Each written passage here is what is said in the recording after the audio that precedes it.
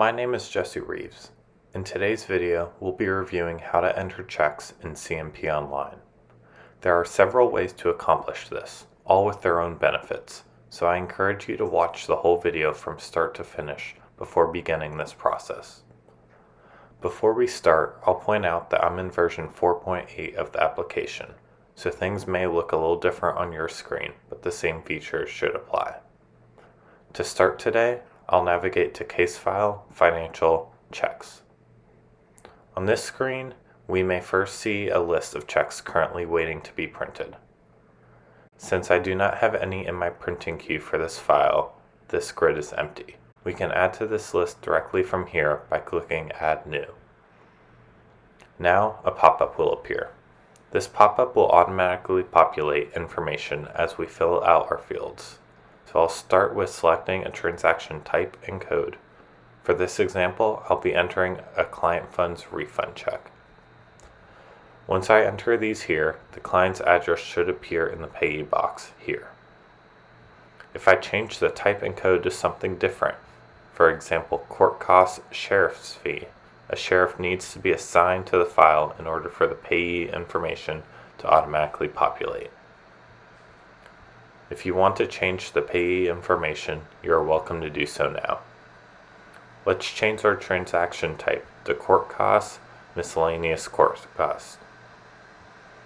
When we do so, you'll see that the payee type changes to miscellaneous vendor. From here, you can enter your payee information manually. The last required field from this pop-up is the amount. We'll enter the amount here. Lastly, we can optionally populate any of the other fields here, such as debtor, effective date, memo, or check number. Before saving, the last option I'll show you is our combine check option.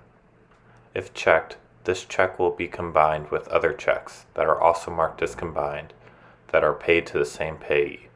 A combined check report can be sent with a check, which will list the individual transactions that make up the combined amount. We'll leave this selected so that we can show this in action later in the video. Now that we have entered a check from the case file screen, I'll show you that we can do the same process from the accounting area as well. First, I'll navigate to Accounting, Checks, Enter Checks. On this screen here, we can see checks waiting to be printed. We can edit any of these by double-clicking, but today we'll enter a new check by first clicking Add New. The first field we'll populate is the file number field. This allows for information to automatically be populated like we saw before. If we know the file number, we can enter it here. If we do not, we can optionally search for it by clicking on the magnifying glass like so.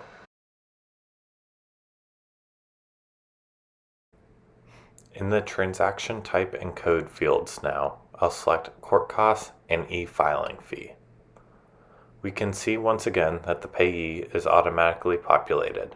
This time, the payee type being court, with the court address automatically inputted based on the file information. From here, we'll once again fill out the amount, then any other fields as needed, and then click Save.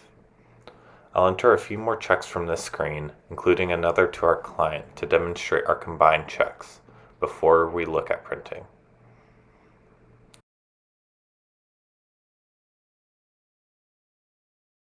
Now that I have entered our checks, we'll navigate to Accounting, Checks, Print Checks. At the top, we can see we have several options. This includes what bank account we will be printing the checks from, the check type, date, and starting check number. Once we have these populated, we can now select which checks we wish to print. I'll select Checks, sort them by who entered them, and select all the checks that were entered by my user. Once selected, a few pop-up tabs will generate. First, we'll see the combined check report. This shows a breakdown of the checks shown on this screen. We'll double check that all information is accurate, and I'll send these to our imaging area by clicking on the button here. This is an optional step, though it may be useful in order to refer back to later.